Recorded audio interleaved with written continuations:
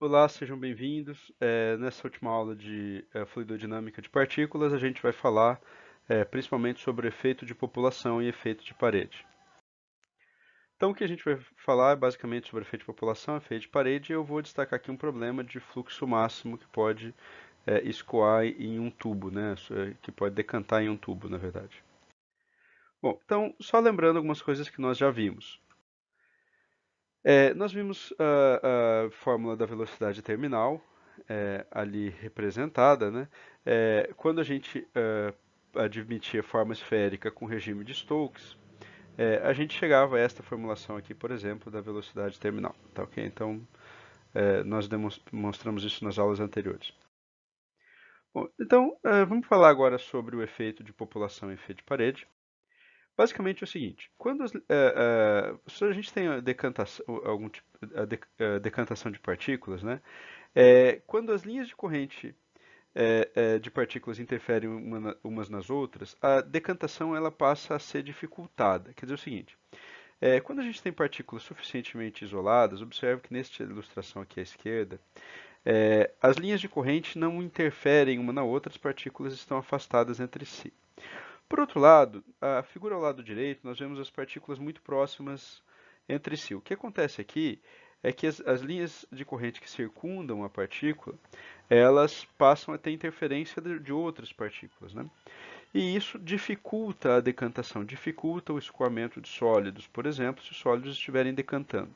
Então, a prática é que isso diminui a velocidade terminal. Ok? Prática que quando você tem uma presença de outras partículas, isso diminui a velocidade terminal.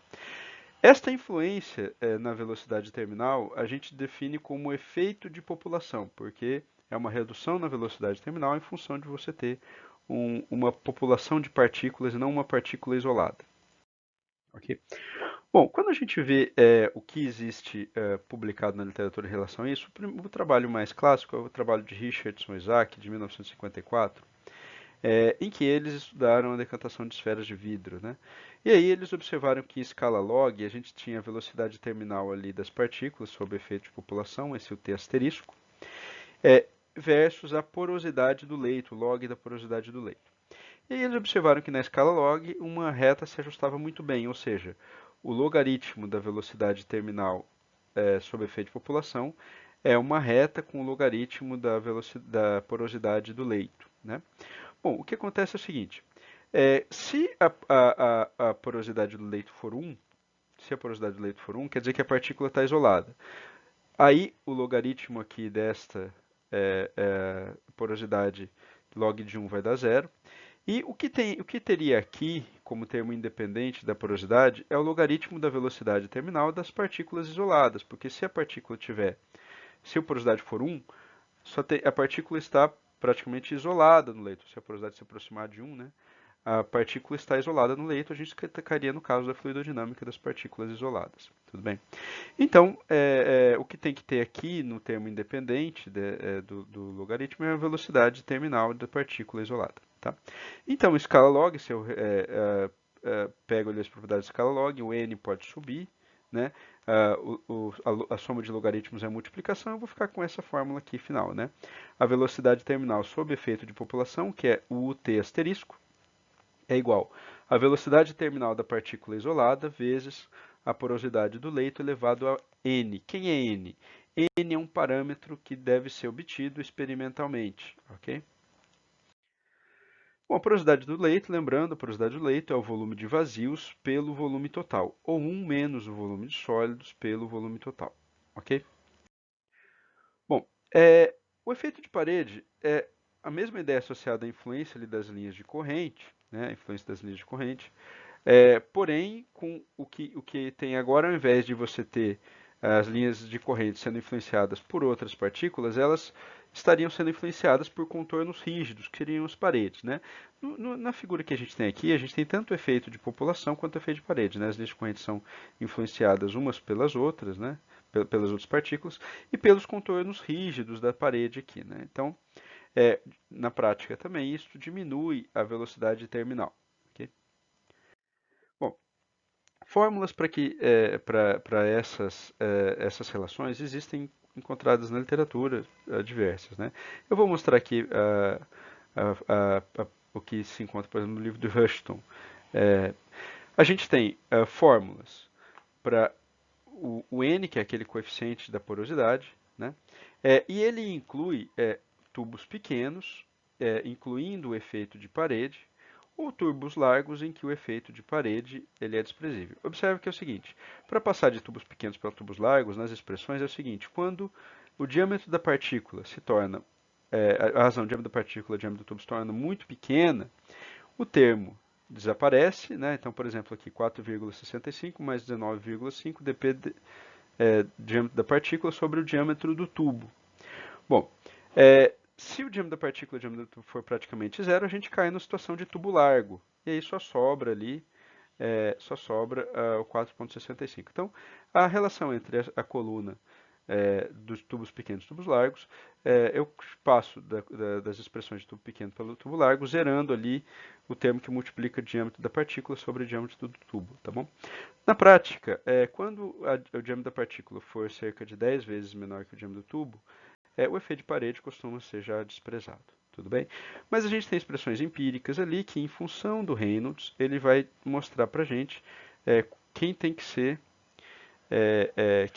o valor de n associado ali à porosidade, ok?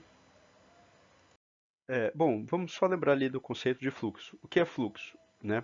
Fluxo é definido, eu vou representar por essa letra grega, ele é definido como a massa de sólidos que atravessa uma área por unidade de tempo. Então, a vazão é uma quantidade que atravessa por unidade de tempo, o fluxo é a vazão sobre a área, né?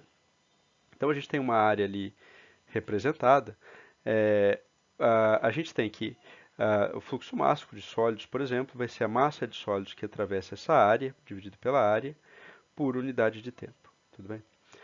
Então, eu vou ilustrar para populações de partículas homogêneas, porque se eu ilustrasse para heterogêneas, eu cairia em alguns problemas mais complicados, tá? Então, populações de partículas homogêneas, todas as partículas são iguais, todas as partículas possuem a mesma velocidade terminal, ok? Bom, então vamos pensar uma determinada área A, tudo bem? E uma população de partículas idênticas. A velocidade de cada partícula ali é dada pela velocidade terminal sob efeito de população. A gente está imaginando que essas partículas estão, por exemplo, decantando sob gravidade. Tá? Bom, vamos contabilizar todos os sólidos que atravessam essa área A no tempo de 1 segundo. Vamos considerar o tempo de 1 segundo, por exemplo. Então, nesse 1 segundo, todos os sólidos que estavam até esta altura, dada pela velocidade terminal das partículas sob efeito de população, vezes 1 segundo, vão ter atravessado a fronteira. Quer dizer o seguinte, eu estou determinando aqui, né, marcando como se fosse 1 segundo, todas as partículas caem com a mesma velocidade, e eu vou ver qual é a altura máxima ali da última partícula que consegue atravessar essa fronteira num segundo, tudo bem? Bom, o volume do elemento é a área da base aqui, né? A área A, né? Essa área A, né? Que é a mesma área daqui, né? Vezes a altura, tudo bem? Então, a altura é a velocidade vezes 1 segundo. Ok, então a massa de sólidos, ela pode ser escrita como a concentração de sólidos vezes o volume deste elemento ali, né? Então, massa de sólidos, concentração de sólidos vezes a área, vezes o volume do elemento é a velocidade terminal sob efeito de população vezes 1 segundo. Então, quando a gente pega ali e divide, né, a massa de sólidos que vai ter atravessado essa fronteira, né, a massa de sólidos que vai ter atravessado essa fronteira é a concentração de sólidos vezes o volume. O volume é a área vezes o H. O H é velocidade terminal sob efeito de população vezes o tempo. Dividido pela área pelo tempo, o tempo vai se cortar, né? A área vai se cortar, e a gente tem que o fluxo de sólidos ele pode ser escrito como a concentração de sólidos vezes a velocidade terminal sob efeito de população. Fórmula típica da engenharia, né? O fluxo é igual a concentração vezes a velocidade. Okay? Ok, vamos comentar aqui sobre o fluxo máximo que pode ser atingido pela decantação de partículas idênticas em um fluido estagnado. Tá? Então, a gente está imaginando um fluido estagnado, no qual partículas idênticas decantam, e a gente pode falar que é possível obter um fluxo máximo de sólidos. Bom, a gente pega ali, fluxo é a concentração vezes a velocidade terminal. Concentração pode ser tomada como massa sobre o volume total, né? Eu posso pegar essa expressão e multiplicar e dividir pelo volume de sólidos, né? E é isso que eu tenho. O que que a gente tem aqui? Quando eu pego a massa de sólidos e divido pelo volume de sólidos, né, eu vou ter a densidade de sólidos. Quando eu pego o volume de sólidos e divido pelo volume total, eu vou ter 1 menos a porosidade do sistema. Okay? É exatamente isso que está acontecendo aqui na continuidade, né? Então eu tenho o fluxo escrito como a densidade de sólidos vezes 1 menos a porosidade. Tudo bem? O que eu posso fazer? Eu posso pegar essa expressão ainda da velocidade terminal e substituir ela pela fórmula que envolve a porosidade, né? E aí a gente vai ter ali a expressão fluxo envolvendo a porosidade, 1 menos a porosidade vezes a velocidade terminal da partícula isolada vezes a porosidade elevado a n. Tá ok? Bom, vamos imaginar algumas coisas agora, né? Vamos supor que a porosidade seja 1, quer dizer, eu só tenho líquido, a porosidade é igual a 1. O que que vai acontecer? Esse termo aqui, ele vai ficar igual a zero, o fluxo seria igual a zero. Quer dizer, não tenho sólido para escoar praticamente. Se a porosidade, ao invés de ser zero, se for 0,99, eu tenho, por exemplo, poucas partículas, pouquíssimas partículas. Elas todas decantam rápido, entre aspas. Elas vão decantar com a própria velocidade terminal delas isolado. Mas são poucas partículas escoando ali. Okay? Vamos supor, por outro lado, que a gente torne a porosidade próximo de zero. Tudo bem? Ou seja, só tem sólido. Então, aí o que vai acontecer? Esse termo aqui vai ficar aproximadamente zero. O fluxo vai ser reduzido. Por quê? Porque tem tanto sólido que eles dificultam, e esses sólidos dificultam muito a decantação um do outro, consequentemente, o fluxo é baixo. Né? É claro que existe um ponto da porosidade em que o fluxo é máximo. Se a baixa porosidade ou a alta porosidade do fluxo é muito baixo, tendendo a zero, existe um ponto de porosidade em que o fluxo é máximo. É isso que a gente está buscando aqui. Bom, aí, para fazer isso, posso simplesmente pegar a fórmula do fluxo e derivar em relação à porosidade igual a zero. A densidade dos sólidos, velocidade terminal são constantes, não podem sair para fora da derivação.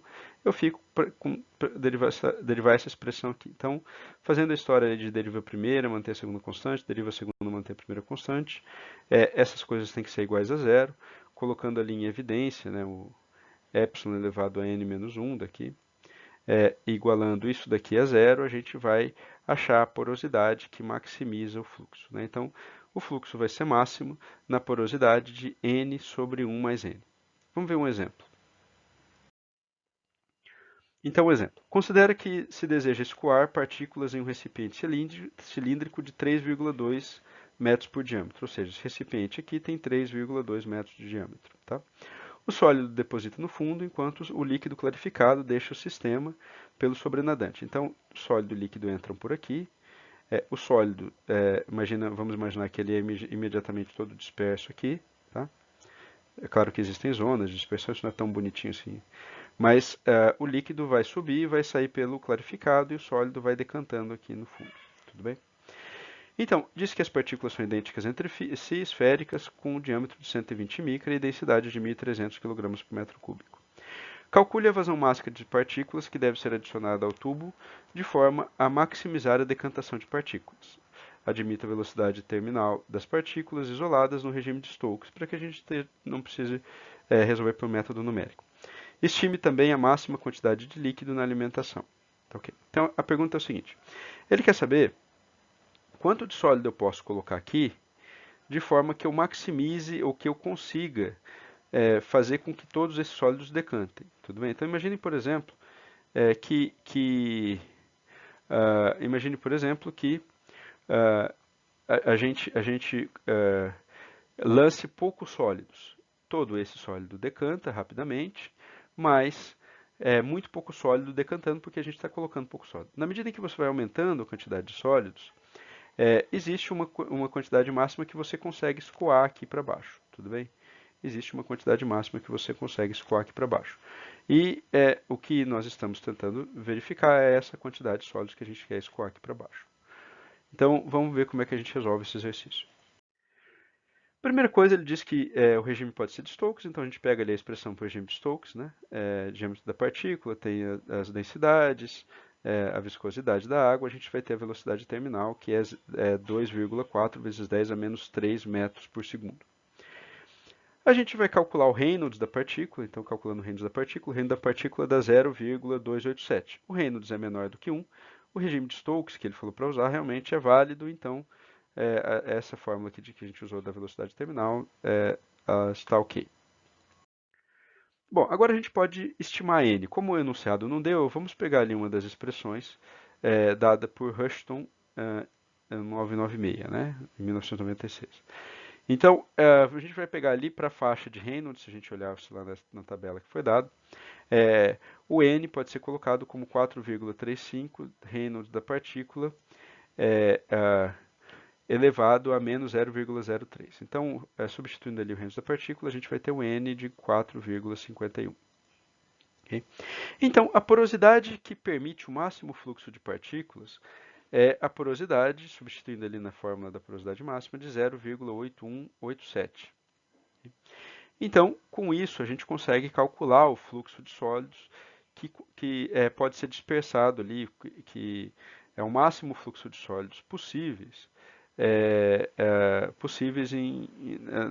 deste sólido naquele líquido, né? Então, vai ser a densidade de sólido, 1 menos a porosidade, velocidade terminal da partícula isolada, porosidade elevada a n. Substituindo ali, a gente vai ter 0,230 kg por metro quadrado por segundo. Este é o máximo fluxo de sólidos que pode ser escoado, no sistema considerado, tá ok? Ok, então agora a gente calcula a área de escoamento do tubo, né? A área do tubo, o tubo lá tem 3,2 metros de diâmetro, a área dá 8,04 metros quadrados. Com isso, a vazão de sólidos, eu pego o fluxo e multiplico pela área, eu vou ter que eu consigo escoar ali 1,85 kg de sólidos por segundo. Então, aquele recipiente pode receber até 1,85 kg de sólido por segundo. É a máxima quantidade de sólidos que ele pode receber, tudo bem? É a máxima quantidade de sólidos que ele pode receber, tudo bem? Se a gente adicionar além dessa quantidade de sólidos, o que vai acontecer é que o escoamento não dá conta e o sólido vai começar a se acumular acima, tá?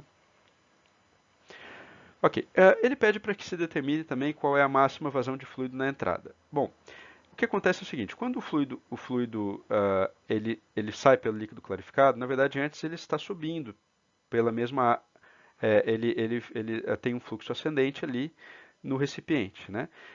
Esse fluido não pode subir com velocidade, ele não pode subir com velocidade superior à velocidade terminal da partícula, senão ele vai acabar arrastando a partícula. Tudo bem? Então, a gente pode pegar ali, adotando que a velocidade máxima do fluido possível seria a própria velocidade terminal da partícula. Pegando a área vezes a velocidade, a gente vai ter o fluxo máximo possível de líquido na entrada de 0,193. Então, esse é um cenário hipotético apenas porque o equipamento já está lá, por exemplo, e nós estamos determinando qual é a condição, as condições máximas de operação deste equipamento. Tudo bem? As condições limites de operação desse equipamento. Ok, aqui é a literatura consultada. Eu agradeço pela atenção. Obrigado.